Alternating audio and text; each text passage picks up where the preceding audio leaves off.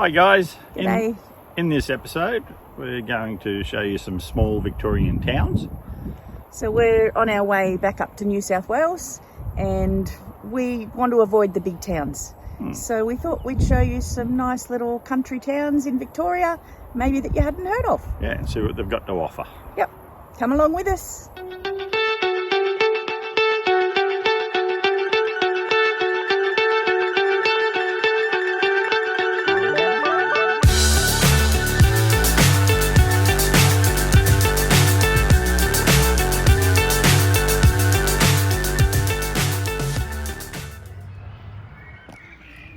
Our next stop is Koroit Caravan Park. Look at the cute reception. Cute little hut.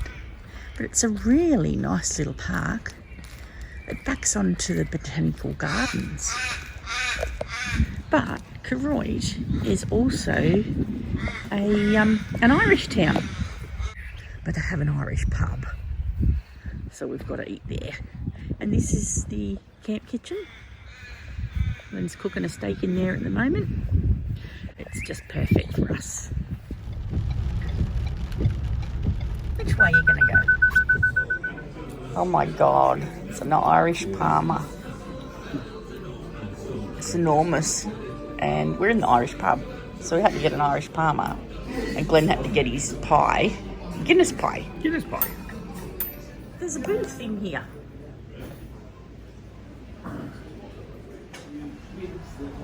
Look at that.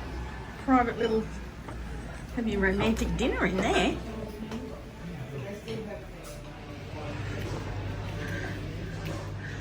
Wow, this is inside the Irish Hotel. There's just little rooms that keeps going and going. We're driving down into a volcano. Extinct volcanic, well, obviously volcanic crater. Look at this. Wow, look at that. Oh, we can turn off. That's better.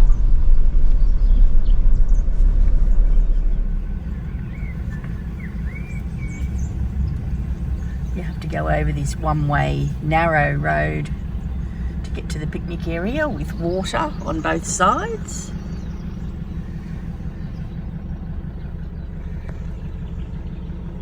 Lots of birdies out there.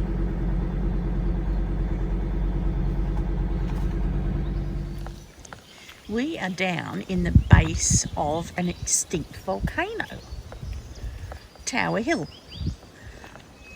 outside of Warrnambool, near the Irish town of Koroit, where we're staying. Emus and wallabies are often spotted here, just like these guys, only a few metres from us. Keep an eye on your sandwiches in this picnic area. These ones are coming for you.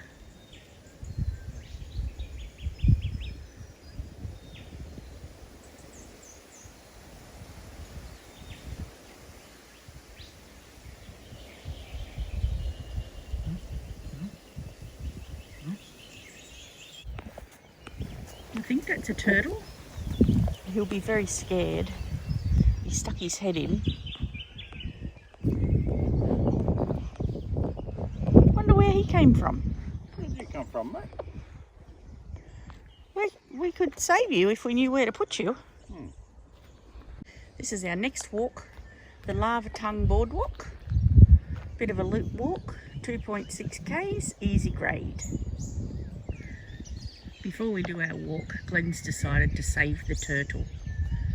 He was actually getting attacked by a crow. This crow was trying to get him. So Glenn's gone back to grab him, because this boardwalk has a bit of a wetland in it. So we're going to place him in safety. How is he? He's alright. Yeah, he's got big claws. Look at his claws. And he's definitely hiding his head. Where's his head in there? We're going to save you, matey. Well, if we're doing the right thing.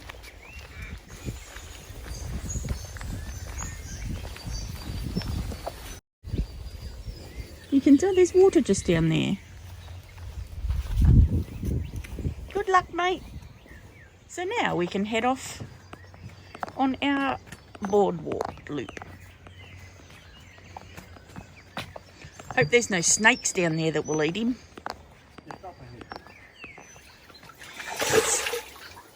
It's something big down there. It's going this way. Wow. What on earth is that? A water snake. It's still splashing away.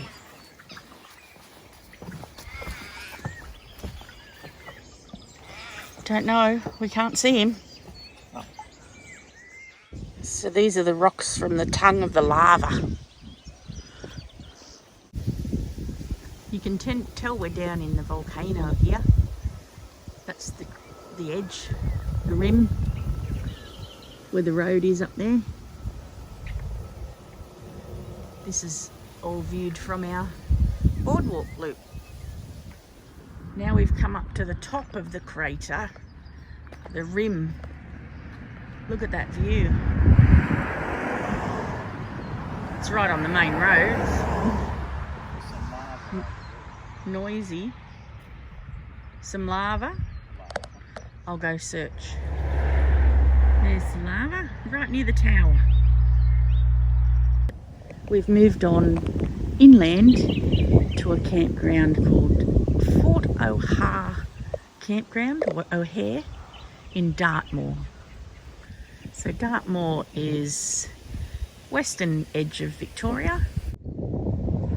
There is lots of camping through the trees. It's a really pretty area down there. We chose to camp up high because we've had several days of rain, cloud. So, and the sun is starting to come out, so we're getting some solar where we are. There's some toilets here and picnic area further up. Dartmoor, a friendly place to visit.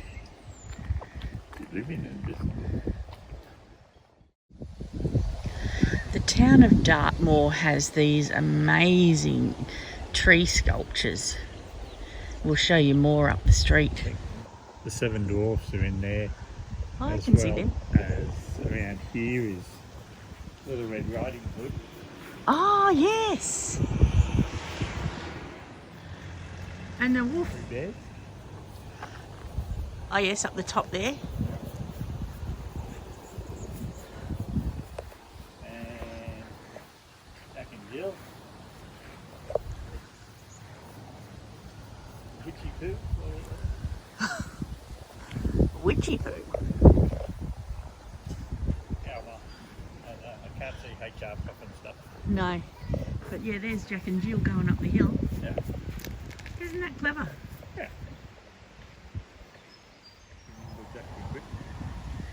Jack jumped over the candlestick.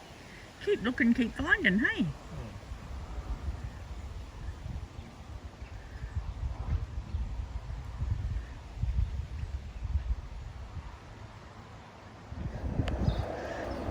There's a really modern general store here. You get fuel. And then there's more carved artworks. The Avenue of Honour along here.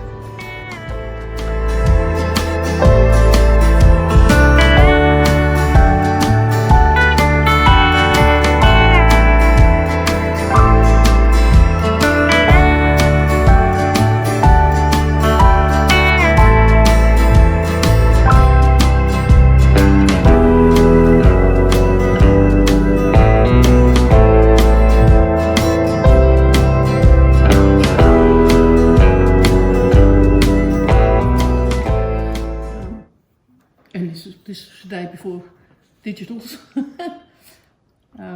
So what Yeah, year I was did he make? Did fascinated. he do them? And his name again? To street in 2009. Kevin Gilders. Kevin. So this is the Dartmoor Coach House Arts and Crafts store. We've just had a lovely little tour just before closing. She's got over 400 owls on display. Buffalo Bill. No, thank you. I'll have an ice cream though.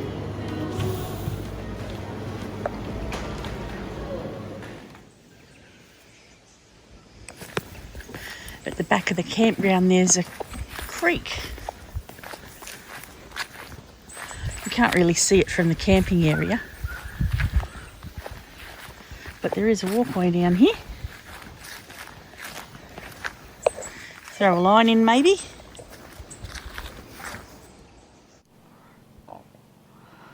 After several days of rain, we have a little bit of blue sky peeking through. It's exciting. So we've started the fire. Still a few hours away, but we will get a sunset over there. So in the meantime, we're trying to spot birds.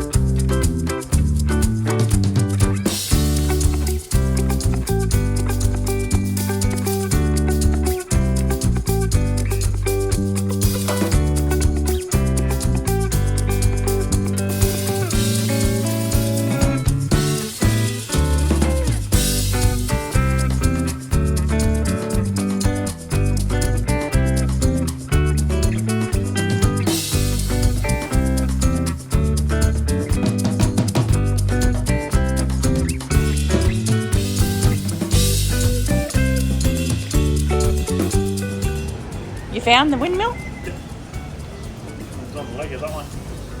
Oh, that one is very hidden on that leg.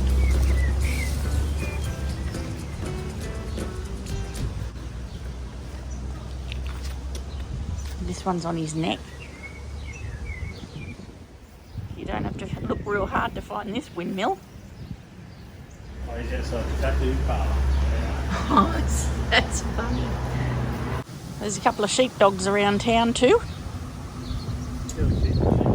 Cavina has got a wildlife park. Yeah, a parrot that's not found in many places. How about that? Look, it's found right here where we are. The Regent parrot.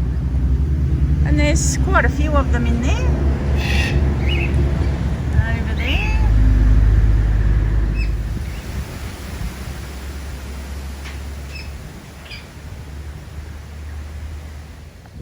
There's also kangaroos at this fauna park, but there's a special treat for us. One of them is white. There he is, he's up now. The Coniva wetlands is beside the animal park, fauna park. There's a few birds in amongst this here.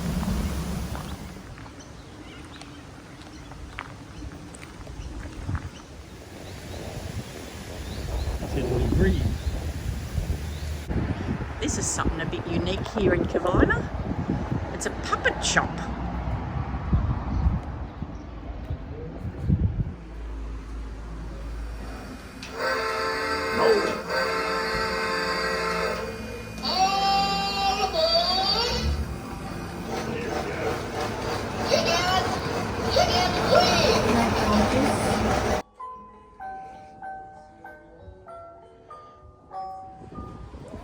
These stands here look like they're stuffed toys. They're all puppets.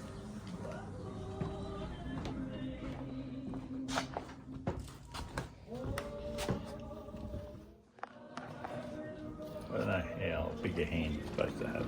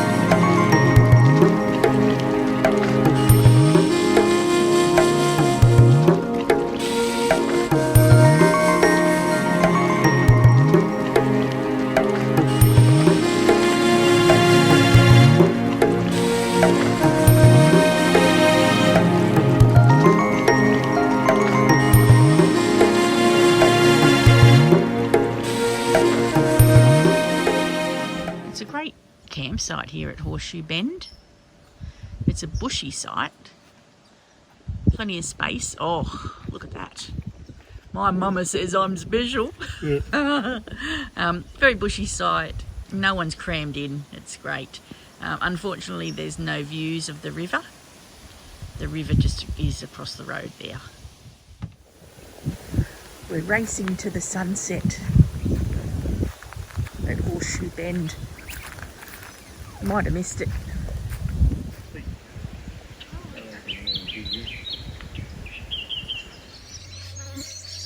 Lots of things to see here around Dimboola.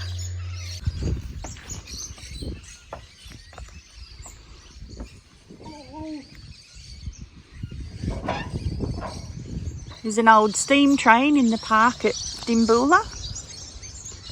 Not really much information about it. We found this really nice little spot to stop and have lunch north of Dimboola at Rainbow. This is Rainbow Lake. You can swim. There's a pontoon. It's really nice, clean water. And the park itself looks quite new. They've got new roads, paths, and a parking area up there. Parking area is also an overnight RV stop. And look what welcomes you to the town of Rainbow. What other than a rainbow? There's also a silo art coming to the town of Rainbow. We found the site. So when this silo art is complete, it's also going to have internal artwork. That'll be interesting. It'll make it different to all the rest.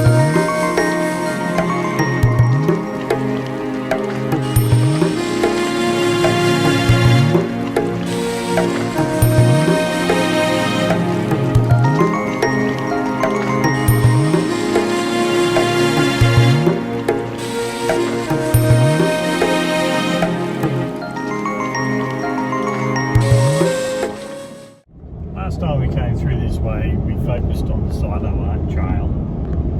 So This time we're just focusing on the new ones. Yeah. Because we'd seen the ones that have been around for a few years, but there's lots of new ones. So you'll notice the ones that we've been filming are basically just the new ones that have been up for the last year or two. We've moved on from Dimboola to Horsham, and there's another silo art here. This one's really impressive. It's an Aboriginal tracker, and obviously based around Horsham area. But what is really nice about this artwork too is it continues down to the shed in front of it, with the bush scene down here. And then over to the left, it's got the yellowtail black cockatoos as well. So it's really well thought out. With his extraordinary tracking skills, he's remembered for his extraordinary find of a family of children that went missing, the Cooper Duff children. And if you look at the very top of the artwork, there's 3 little children huddled together there. So that's real goosebump material, that. The road has taken us to Motoa. A stick shed. We've heard really good things about this stick shed. This is for grain handling. Well, we don't know a great deal about it yet, but I'm sure we're going to learn more. It's in Victoria. That's all we know. Really. And it's got sticks inside. Well, we've heard they're pretty impressive, so let's go and see for ourselves. So this is a paid attraction. Grain is central to the story of Motoa, and the stick shed signifies a part of this story.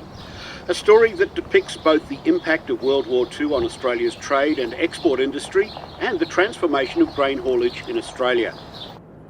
The stick shed is a grain storage facility known as Matoa No. 1 Grain Store. It was built over 4 months between September 1941 and January 1942 and filled with grain within 6 months of construction. It was the first emergency bulk wheat storage shed built in Victoria and is the only remaining shed of its type in Australia. All the loose wheat deposited here was mixed in together as it came.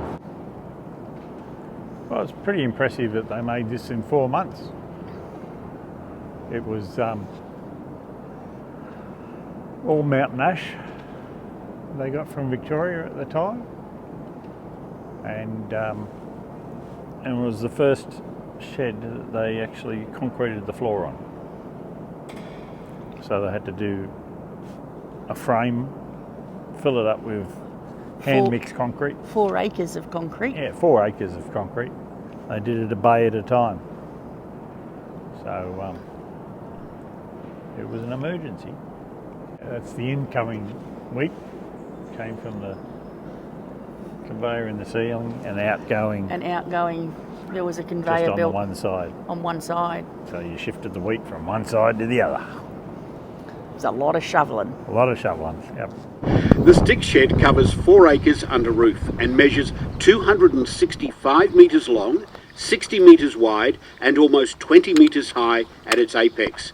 The size and scale of the stick shed reflects the massive growth of the wheat industry and the need for mass distribution, bulk grain handling and storage facilities for Australia's oldest agricultural crop.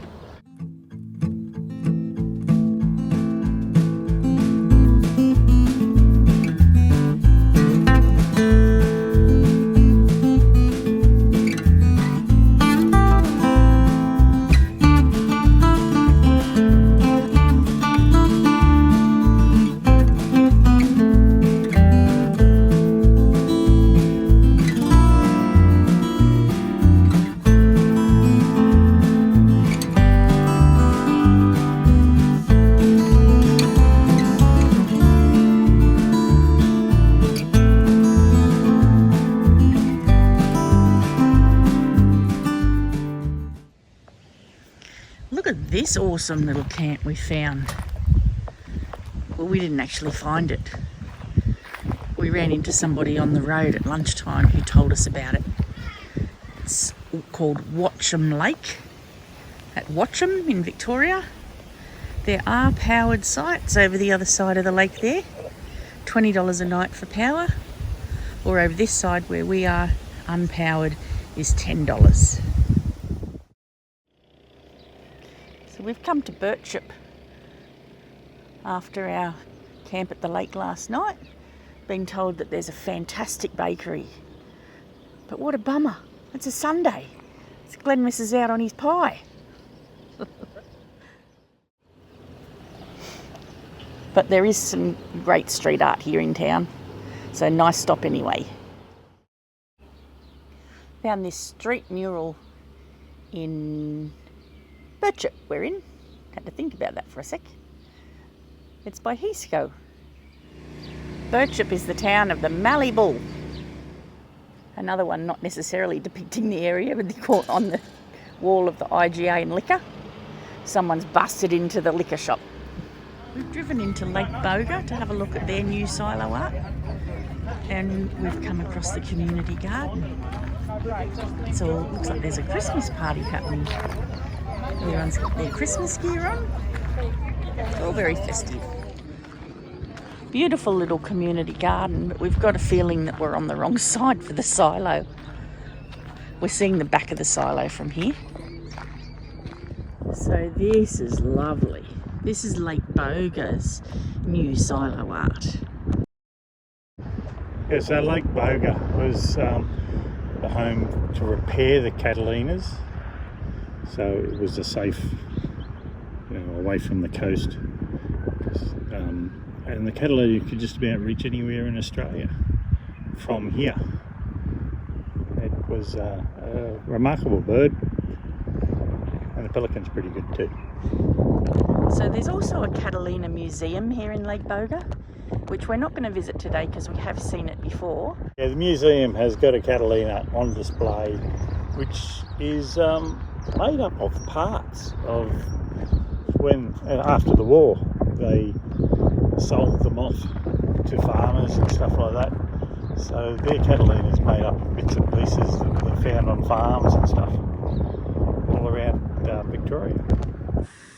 So we've moved on from our campsite at the lake, Watcham Lake, and we've come to Kahuna RV stop.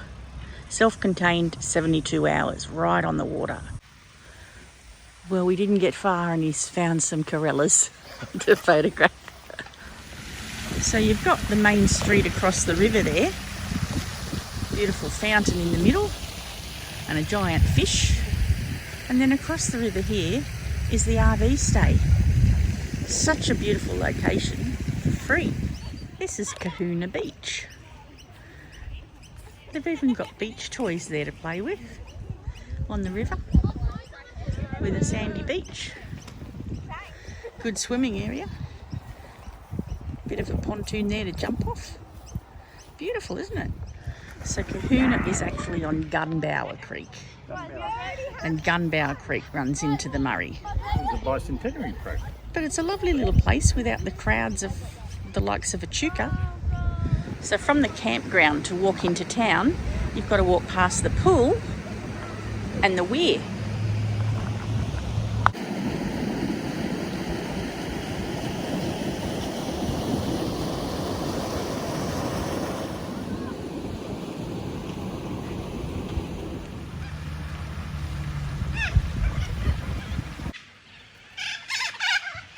Listen to this.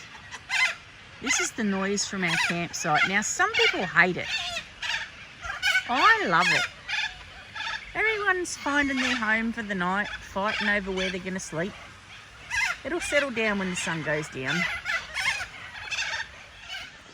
Now, at this RV stop in Kahuna, we're waiting on a special event. Every night the trees light up after dark, but we have to wait for dark. So in the meantime, Glenn's been Googling. I've Googled. What have you found? Kahuna is the local dialect, Aboriginal dialect for Brolga, the Brolga birds, which we haven't seen any of. And So they're supposed to be all the way down here. Yep. And we're on Gunbower Creek and Gunbower Island, which is supposed to be the largest inland island in Australia. It's pretty awesome that they allow free RV camping on the largest inland island in Australia. So this is what we've been waiting for. Kahuna light up their trees at night time. Very pretty, reflections over the lake. Thank you, Kahuna. Beautiful little town. Well, we're just about to enter back into New South Wales, so we're going to have to wrap this episode up here on Victorian little towns. Yeah, we've just been cruising around the back streets, the B and C roads. I don't think we've done an A road. No, it's been narrow sometimes. But it's taken us to some great little towns that are not often visited. So we found some artwork, amazing artwork. Had a great time. Yeah. What was your favourite place, do you think? Gimboola or Little Desert.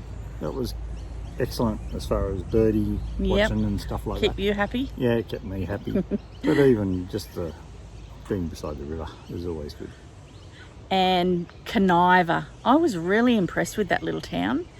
The community caravan park is new, really low cost, brand new amenities, and then they've got the sheep trail and the silo art and the puppet show. Who would have thought? And lots of painted sheep there was. Yeah, those sheep and the stories when we read them, really interesting. I was really impressed with that little town. Yeah, So, and they've got the nature walk, yeah, it's lovely. the white kangaroos. So we hope you've enjoyed this episode too. Please like and subscribe. As always, And click the bell for notifications. that'd when be we get a new awesome one. if you could do that. Thanks. And we will see you on our next episode. See you on the road. Bye.